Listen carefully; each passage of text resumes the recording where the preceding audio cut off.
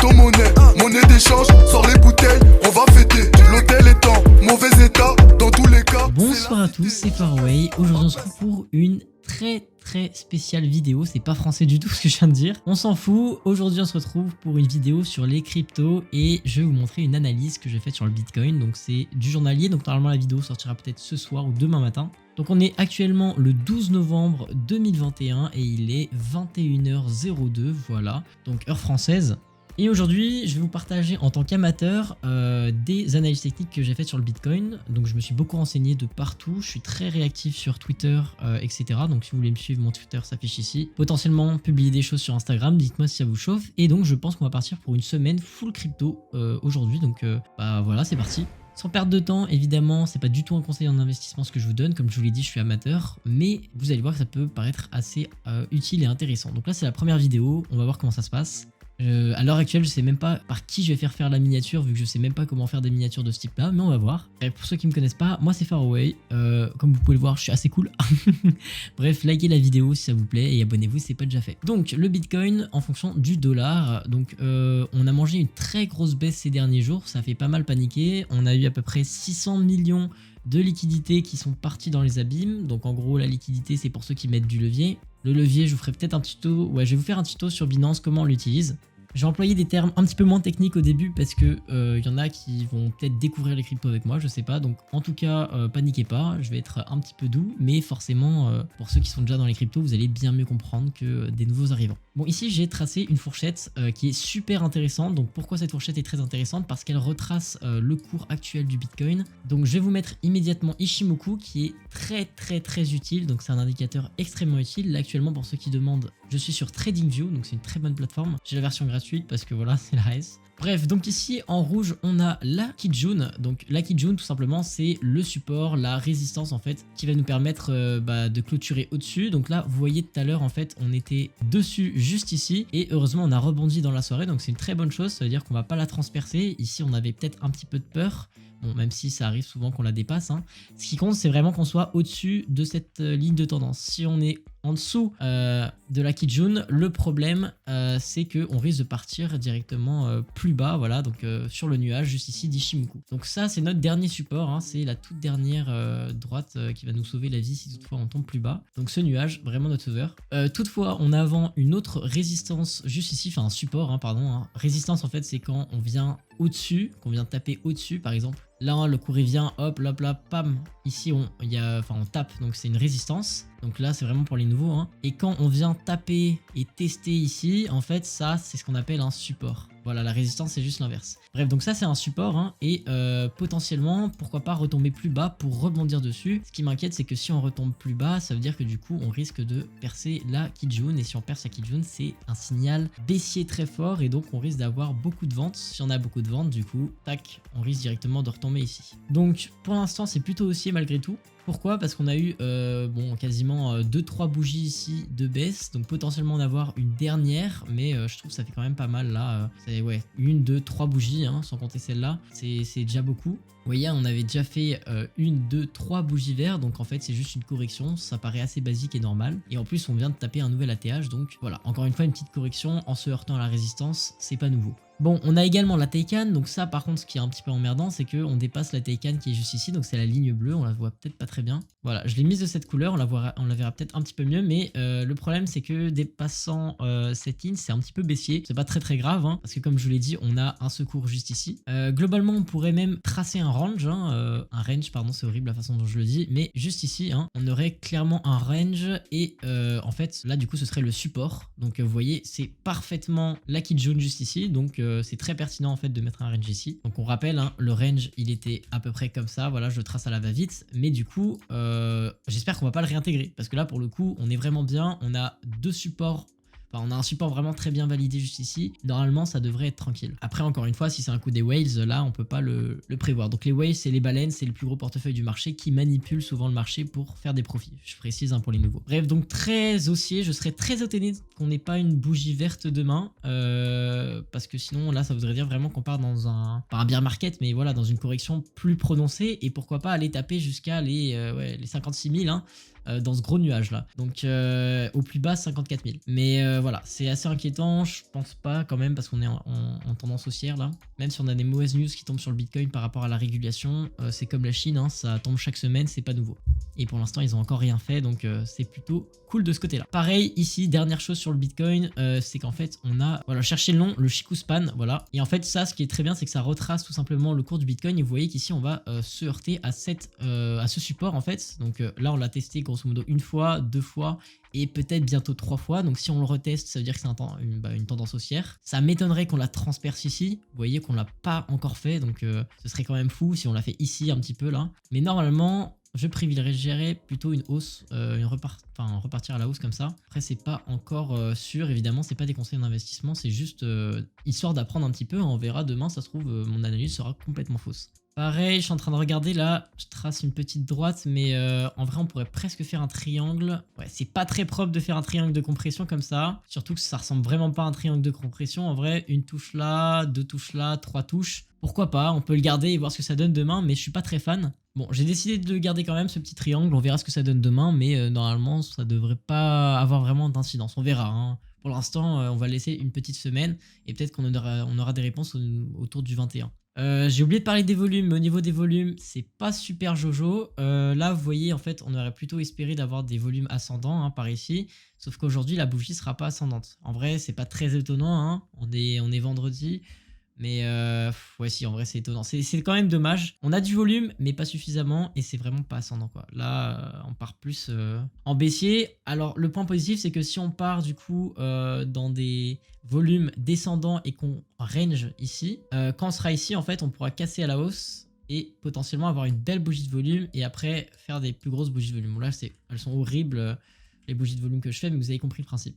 Voilà, et pour ajouter une dernière fois, là on a eu un signal de vente avec un indicateur que j'utilise qui est plutôt pas mal, sur le long terme en tout cas, et donc là vous voyez qu'on est toujours en signal d'achat, toujours en signal d'achat, donc c'est très positif. Bon, j'arrivais plus à retrouver le RSI sur le Bitcoin, mais du coup là on passe au ADA, donc on a fini sur le Bitcoin, on va passer à d'autres petites cryptos qui pourraient être très intéressants au cours du mois qui va arriver, donc novembre. Ce qui est assez positif, c'est qu'en fait, c'est négatif, c'est un peu étonnant de dire ça comme ça, mais en fait on a une droite de tendance qui a été cassée à la hausse et qui malheureusement repart beer. Donc écoutez, c'est pas si négatif que ça. Le gros point positif ici, c'est qu'on a eu des volumes qui se sont aplatis, donc ça veut dire qu'on a plus de chances de faire des plus grosses bougies de volume ascendantes. Donc là, ce qu'on est en train d'observer en fait, c'est tout simplement une baisse. On a une dernière possibilité ici de buter sur un support.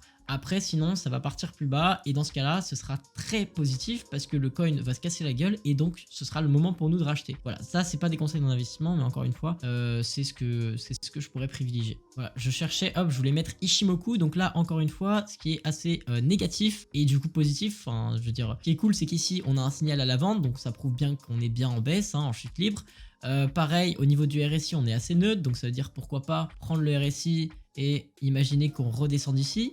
Et comme vous le savez peut-être ou peut-être pas, quand on descend à ce niveau-là du RSI, on est sur une limite à rebond. Et donc, hop, twist, on remonte et après, le cours remonte. Donc là, l'idée, en fait, c'est soit de redescendre ici, de stagner, voilà, de faire des bougies dégueulasses et hop, remonter.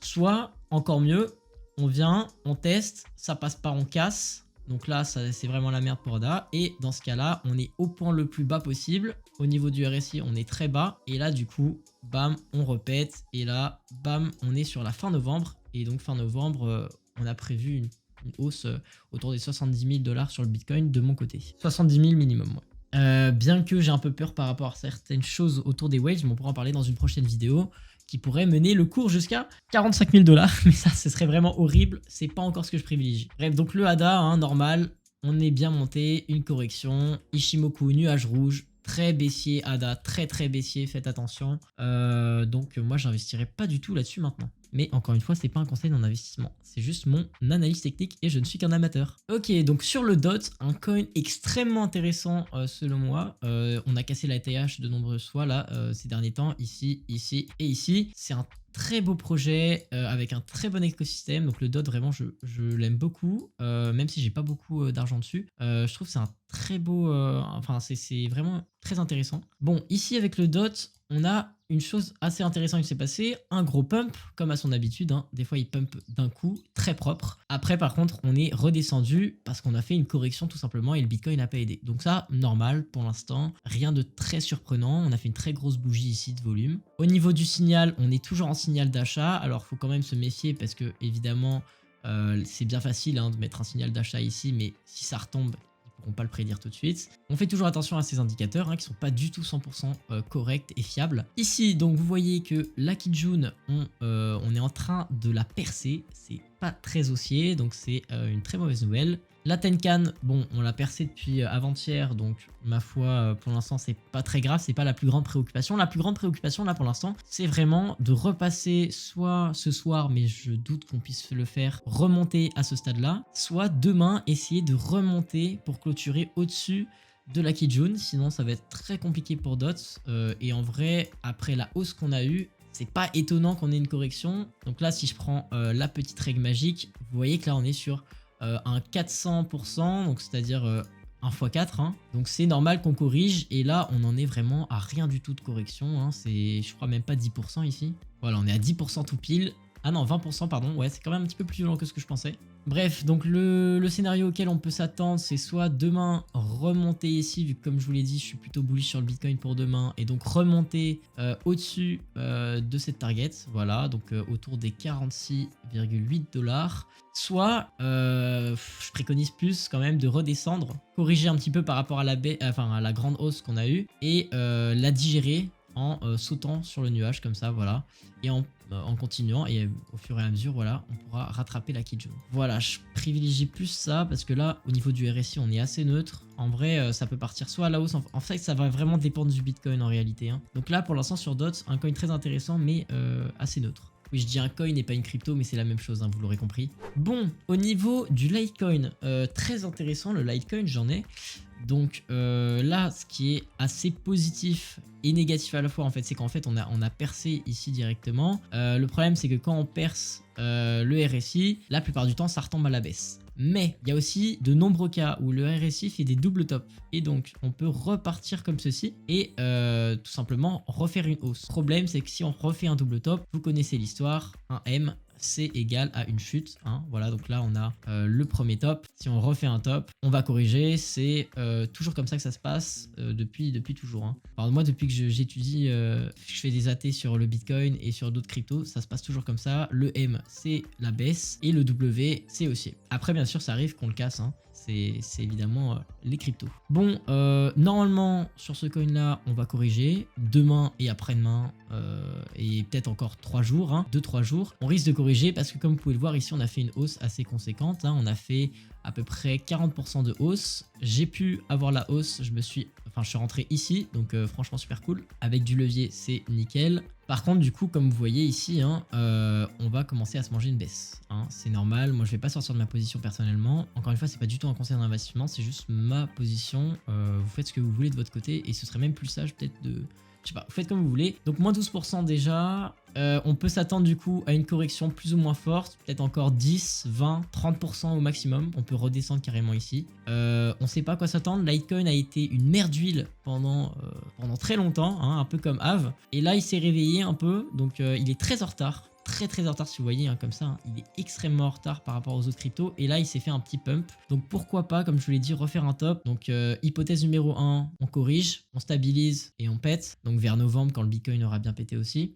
Hypothèse numéro 2, on refait un double top RSI, donc on pète bien ici et par contre après on recorrige mais bien fortement et on arrive dans ces eaux là quoi. Mais là c'est vraiment du pifomètre, hein, c'est vraiment juste une théorie. Donc l'icône super intéressant. Après on peut regarder, hein, le signal il est d'achat, ok, je trouve pas très pertinent parce que là en fait on est sur une mer d'huile, donc comme je vous l'ai dit, ouais, on peut se poser des questions sur le signal d'achat. Par contre Ishimoku, très intéressant, ici on a un signal de vente Ishimoku, donc pour le coup Ishimoku, je lui fais plus confiance. Comme vous pouvez le voir, on a un support juste ici, ce qui est très positif cependant, c'est qu'on a la Taikan juste ici, qu'on n'a pas encore percé, donc potentiellement, pourquoi pas encore hypothèse 3, on stabilise ici, on range et puis après on repète à la hausse ou à la baisse en fonction du cours du Bitcoin. Et voilà, donc là ça nous fait quand même 2 supports qui vont être très intéressants. Et au pire des cas, on peut redescendre et retaper après sur ce nuage. Ça me paraît quand même très compliqué. Faut juste faire attention parce que là on voit il y a un gros trou là. Ça serait horrible de faire ça. Mais je privilégie pas ça pour l'instant. En vrai on peut pas vraiment le savoir, hein. Ça dépend encore une fois beaucoup du Bitcoin. Bon, et bah pour clôturer, on va finir sur le POC.me, donc PKN, un super coin très intéressant. Je vous laisserai voir les détails par vous-même sur internet. Mais c'est un projet qui est super intéressant, un très grand marché avec un listing plutôt pas mal au début. Enfin, en vrai il était pas ouf quand même comme listing, il est monté à 0,4 $ et après il s'est vite cassé la gueule.